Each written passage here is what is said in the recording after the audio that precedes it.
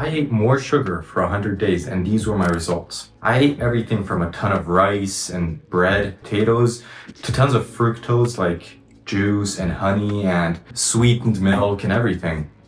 And my results were not as expected. I started this journey because I was extremely fatigued. I didn't have motivation to do anything, and I stumbled upon Dr. Ray Peat. And Dr. Ray Peat's philosophy is basically to get on a high-carb diet to become a sugar-burning machine. People say carbs are non-essential to survival, but there's a difference between survival and thriving. I wanted to thrive, so I delved deeper and I decided to get on this journey myself. So now I've given a high carbohydrate diet a proper try. And just to clarify, I'm still on this diet. I have not gotten off of it and I don't plan on getting off of it. So what kind of sugar did I have? I didn't have the usual donuts, junk food, or candy, especially no seed oils. No, I went for whole food sources such as freshly squeezed unpasteurized juice, a lot of glyphosate-free honey, tons of rice and potatoes. I had a ton of milk with honey. I had a ton of chocolate milk with no additives, very sweet coffees, and my dinners usually were based around starch, such as potatoes or rice, especially a lot of juice. I drink one of these a day, unpasteurized juice, and I spread it throughout the day to keep my liver glycogen topped up. Before bed, I'd always have milk with a lot of honey, just to top up the liver glycogen. With this in mind, you would expect me to get sugar crashes and low energy throughout the day, but quite the opposite.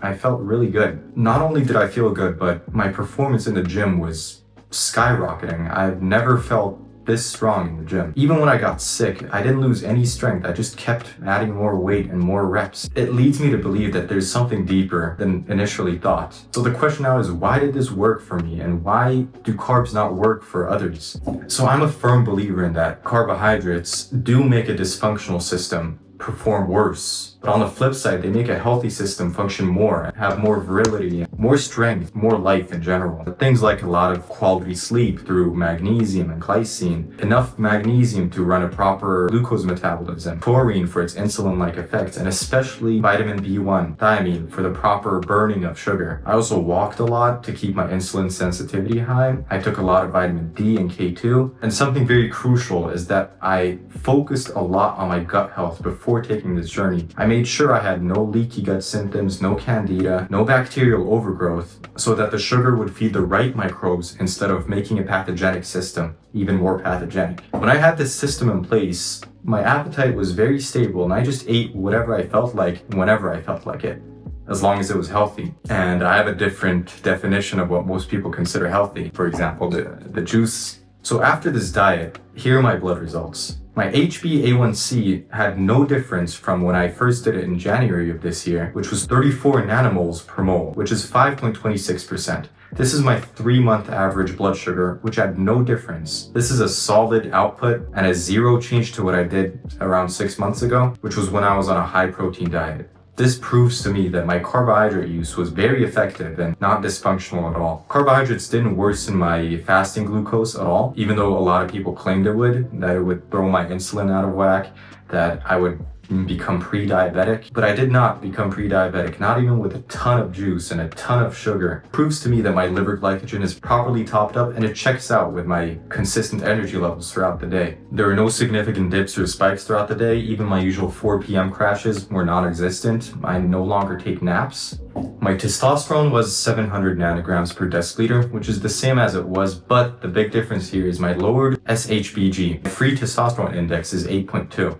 So less of my total testosterone is bound and unused, and more of it is proper and circulating. It's a very high ratio of free testosterone, which leads me to believe that my hormonal output is very optimal on a high-carb diet. So what I conclude is that eating more carbs did not wreck my blood levels at all. In fact, they look pretty strong and maybe even better in some ways. I had more energy, I had deeper sleep, my training performance was incredible, my digestion is very good. Although my gut health, I contribute a lot to his brother on Twitter. I had warmer hands, my morning temperature was higher, which is indicative of a stronger thyroid and a better thyroid output and a higher basal metabolic rate. I just got more done, and that's the honest result. I did gain 1 kilogram, but as I am trying to bulk, I don't think much of it. Plus, glycogen and excess glucose does make you hold a lot more water. Would I recommend this to everyone?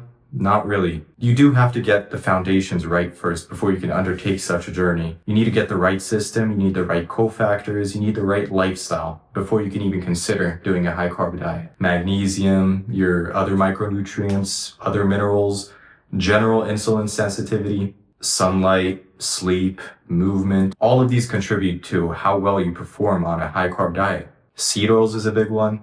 You need to be properly detoxed from seed oils for a good while. It takes a bit of time until you're properly detoxed. But when you do have all of this in place, then carbohydrates become a source of abundance rather than dysfunction. It provides more ATP per oxygen. It allows your body to calm down instead of stressing itself for fuel. And it allocates more energy to actually recovering, thriving, resting, and being creative and living.